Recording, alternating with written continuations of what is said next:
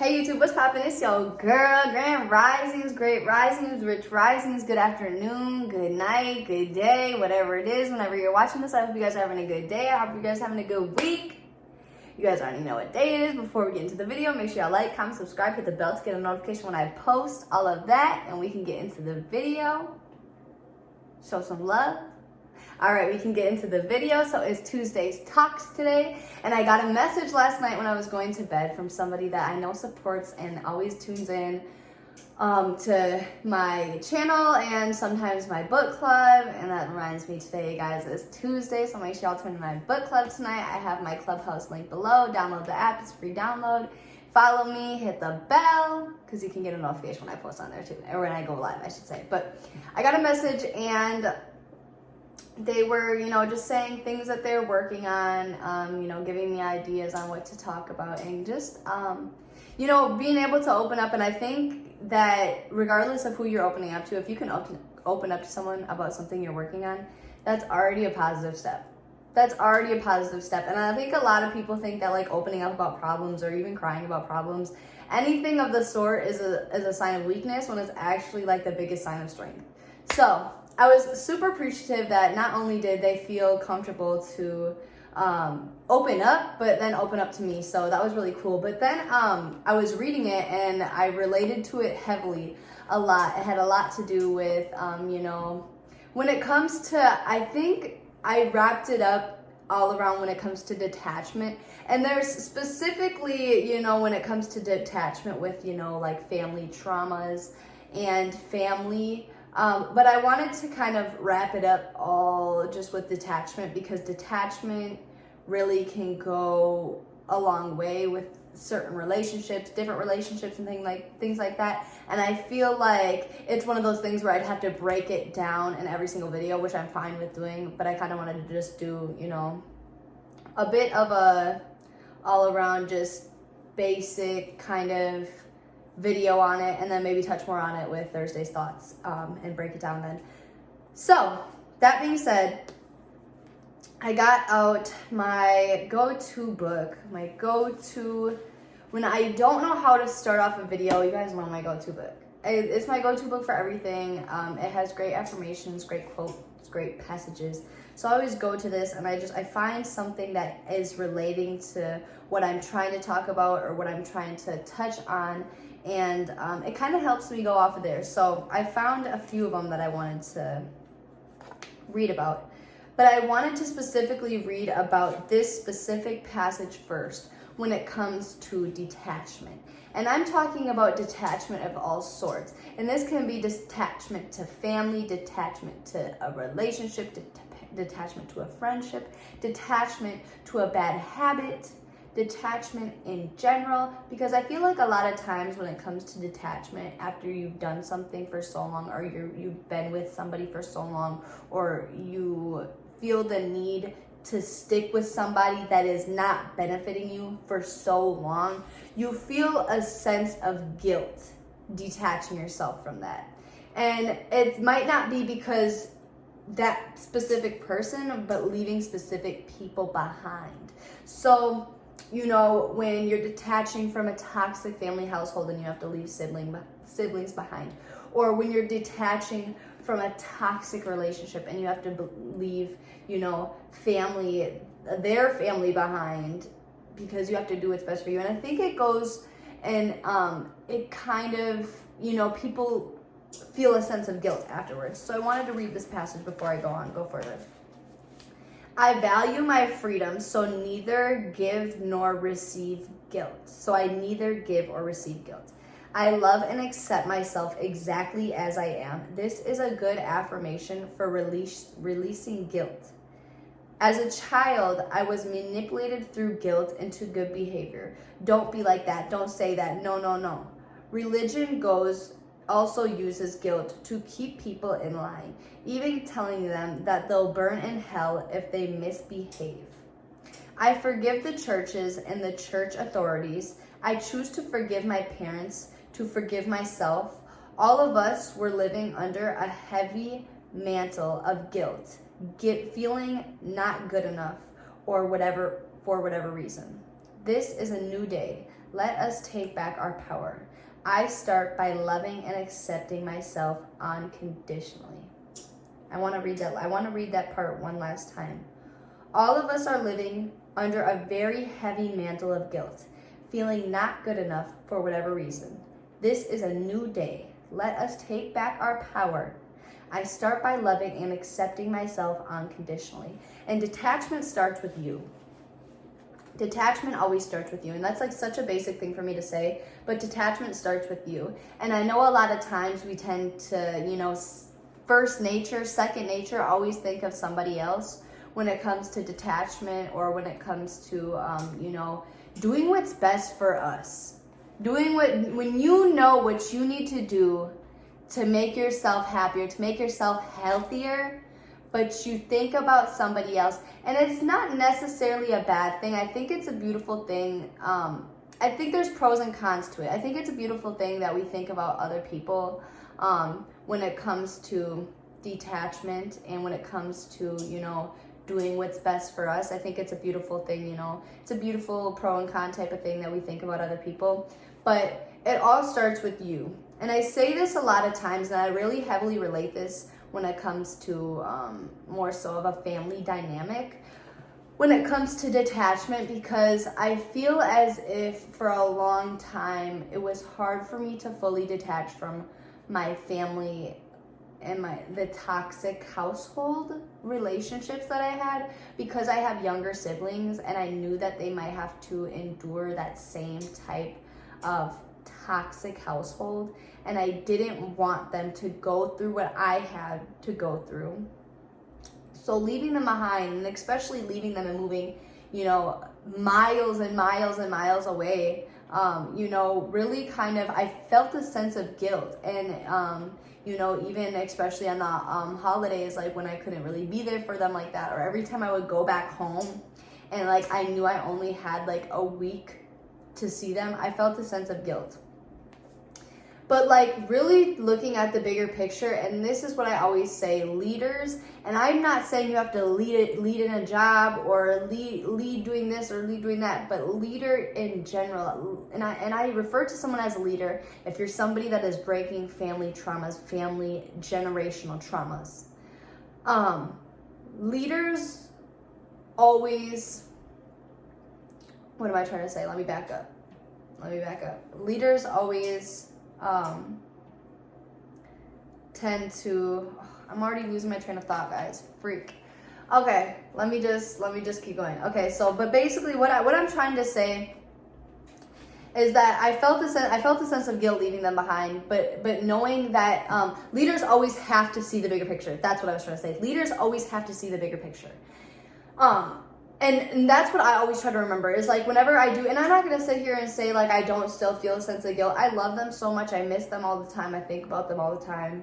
It's almost the holidays, so this is the first one that I had to spend without them. And I have to spend this one without them because I'm trying to be a better me right now, and I can't go and I can't put myself in that environment when I'm just barely making it, like just barely being able to handle my emotions, just barely being able to understand why certain things trigger me and what triggers me at that. So it's really hard for me to go being around that environment right now. So like I really have to spend that time away from them. But I look at the bigger picture and I understand that if I can get myself through this, if I can, continue to push forward and understand things and go through, the dark moments alone, I would rather do that and go through these dark moments alone, so that regardless, because think about it, regardless, like my siblings are going to have to endure that. Even if I went and still stayed with them at my age, we're all just going to end up going through it. And they're still going to endure what they're going to endure, whether I'm there or not. So I would rather go through this alone and heal alone, so that way when they go through their healing process, I can help them along the way. I can really understand them, because not only can I just be like, oh, I understand you, but I've been in your shoes. We're like step for step at that. And I think it just goes along with, not only like being able to like focus on yourself and not feel a sense of guilt, but forgive, the people that you're detaching from, or, you know, the community you're detaching from, and forgive them for the reason why you need to detach from them. And you know, even relationships, when you're detaching from someone that you had so much love for, and that relationship, that bond got broken, and just forgiving them, and understanding that, you know, none of us are perfect. It's very hard for me to almost really explain, but none of us are perfect. So understanding that if you can forgive yourself, you can forgive that other person too. You know, I feel as if, you know, there was a relationship that I was in for a long time, and I used to be really, like, after I ended it, I used to be really mad at myself, like, why would I put myself through that? Like, why would I ever put myself through that? And then when I got a sense of forgiving myself, I actually started to get a sense of forgiving that person too, because it's not necessarily, it's if you really, really think about the concept, people learn from what they were around when they grew up from. So even your parents learn from your grandparents, but your grandparents learn from their grandparents, you know, their parents, and their parents learn from their grandparents. And like the line goes so far back. And just being able to forgive will help you not feel that sense of guilt no more. Being able to put yourself first, and I was telling someone this a while back as well. I know it's hard when you want to do right by, you know, your family, or not even family, maybe the people that you love the most. And you have to take a step back for sometimes even years to really get yourself on your path, to really get your mindset on the correct path, so you can be the best version of yourself for those people. And I always tell people that you can't always be there for everyone right away. You have to be there for you first, so you can infinitely be there for those people. So I always look at the bigger picture. Whenever, you know, I wish I didn't have to see my brothers go through certain things, or I wish I could just be there for them more, or I wish I could just help them understand what they're going through, and that it has nothing to do with them more. I have to look at the bigger picture and know that I have to be there for myself, so in the long run I can be there for them, because there's no way to avoid the situation. There's no way to avoid the situation. It's like wanting to put someone on a path, and then being like, okay, there's gonna be no bumps in the road. Like, it's I don't like using the word impossible, but it's always gonna happen. It's always gonna happen. Like, even if their household wasn't like that, or your household wasn't like that, or isn't like that, it's always gonna happen. There's always gonna be things that they have to go through. There's always gonna be things that, you know, like, they're just gonna have to unfortunately work through. And it's so hard. We don't want to see people we love go through, you know, such, you know, heartbreaking things, such, you know, traumatizing things. But we don't ever feel that about ourselves, because we know and we understand that we have to go through these traumatizing things. We have to go through these heartbreaks. We have to go through these bumps in the road to become who we are trying to become the best version of us. It's indefinite. I don't know the word I'm trying to say, but it's unavoidable. It's unavoidable to do. You have to go through things.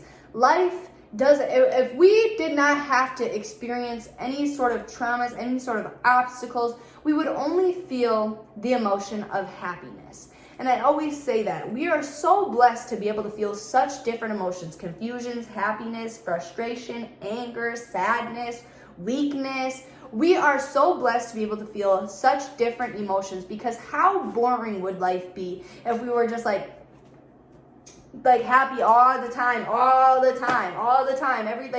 I'm sorry, like, how boring would it be? Like, if we were just like feeling the same emotion all the time, we wouldn't grow. There would be no room for growth. We wouldn't experience different things. And that way, if we can't feel different emotions, we don't experience different things. It would be boring. We have to just really understand the concept of life. And everything goes back to understanding that there's so much more than like the law of gravity, that the law of attraction. You know, there's really the law of intention. And just knowing that everything, that even just how this world is here for intention. This is all, like, life is just a game. And we are just a soul of being experiencing. We're just going through experiences, and everybody has to go through experiences. So to feel guilt for other people, to feel guilt detaching from certain things and not being there for other people and not being there from what you're attaching from is, you know, it's just, it's a feeling that you are going to have to feel to be able to elevate. It's a feeling that they're going to have to feel to elevate themselves as well. I also wanted to read this other passage because I know I'm getting to that 15-minute mark and I always be rambling, so hold on. By expanding my horizons, I easily dissolve limitations. Life is free and easy. How far are we willing to go with expanding the horizons of our thinking? You see, life really is free and easy. It is our thinking that is difficult, limited, shame-based, or not good enough. If we open ourselves to unlearning some of our limited thinking patterns and learning something new, then we can grow and change. Or do we already know it all? The trouble with knowing it all is you don't get to grow and nothing new can come. Do you really accept there's a power and an excellence greater than you? Or do you think you're the whole thing? See, if you think that you're it, then of course you're frightened. If you realize there is a power and an intelligence in this universe far greater and brighter than you, and which is on your side, then you can move in the mental space where your life can operate freely and easily. I would reread this, but guys, I really want to just get through something quick. I don't like when my videos go past 20 minutes because, you know, it's already a long video. But really go back and rewatch what I just said. If you think that you are it, then of course you are frightened. If you realize there is a power and intelligence in the universe greater and brighter than you, and which is on your side, then you can move into a mental space where your life can operate freely and easily. And that power and intelligence is a conscious state of mind.